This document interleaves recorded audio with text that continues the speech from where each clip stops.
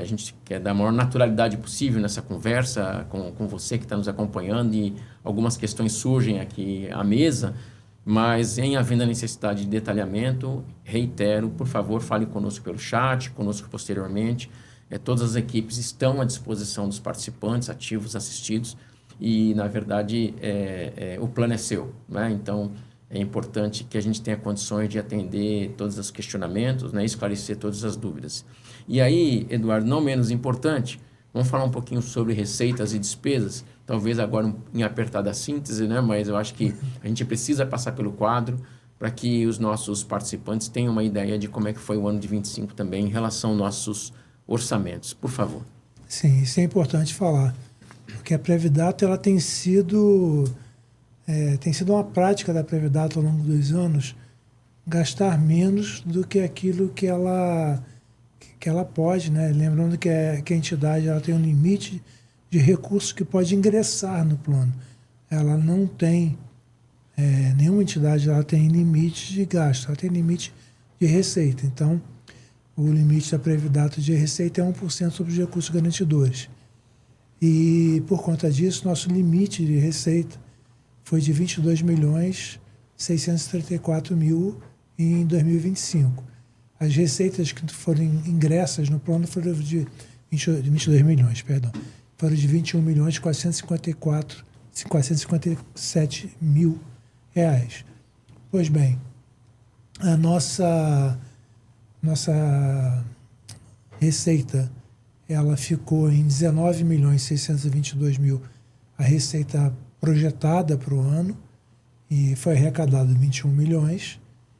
E a nossa despesa, que era a despesa orçada, né, ficou em 19 milhões de 619, nós gastamos, de fato, 17.883.000. O que quer dizer essa sopa aí de números? A Previdata, o PGA, que é o Plano de Gestão Administrativa, que ele consolida os gastos administrativos, e lembrando que o PGA, ele embora tenha esse nome, eu não sei quem batizou de plano, porque ele não é um plano. Ele, na verdade, ele é um fundo dos planos previdenciários. O PGA, em tese, ele existe no nome, mas não existe no fato. Ele pertence, parte dele é do plano PRV Saudado, parte dele pertence ao plano CV Previdata 2. Então, se fosse, só de forma ilustrativa, tá? Eu não estou falando de forma real, eu estou falando só de forma ilustrativa para dar às pessoas uma noção. Se fosse, né, de fato, se o PGA tivesse 100 milhões, fosse 50 milhões para um plano, 50 milhões para o outro plano, o PGA seria um fundo de 50 milhões para um fundo de 50 milhões para o outro plano, né? E sobre isso é formado o patrimônio do PGA. Pois bem, esse patrimônio é composto pelo patrimônio lá inicial, que é formado, enfim. Lá no início, ele começou lá em 2009, no nosso caso, e ele vai sendo composto pelo excesso de receitas, ou seja, pelo aquilo que nós não gastamos ao longo do tempo. E nesse período, o que representou é que nós prevíamos arrecadar 19 milhões, arrecadamos 21 milhões, prevíamos gastar 19 e gastamos 17.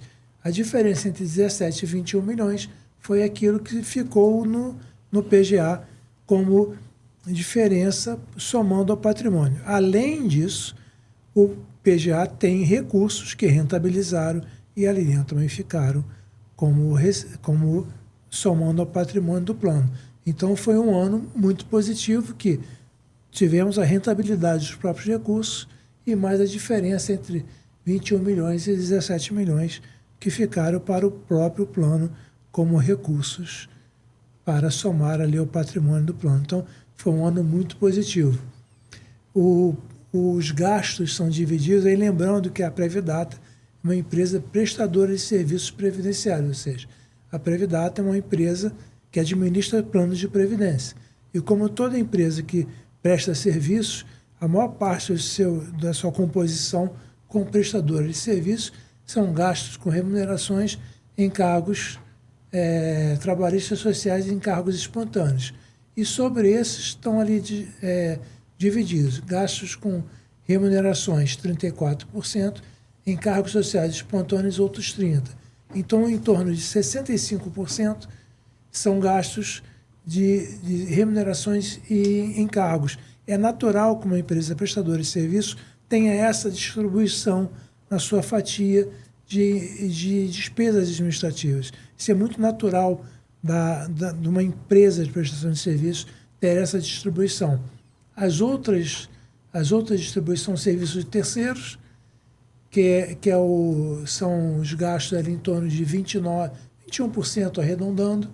Despesas gerais são em torno de 12%, quase 13%, e o restante nós entendemos aqui como investimentos, que é cursos, seminários e despesas com viagens, são investimentos com o corpo funcional na sua aprimoração de cursos, treinamentos, etc., para nos nossos funcionários. Ok.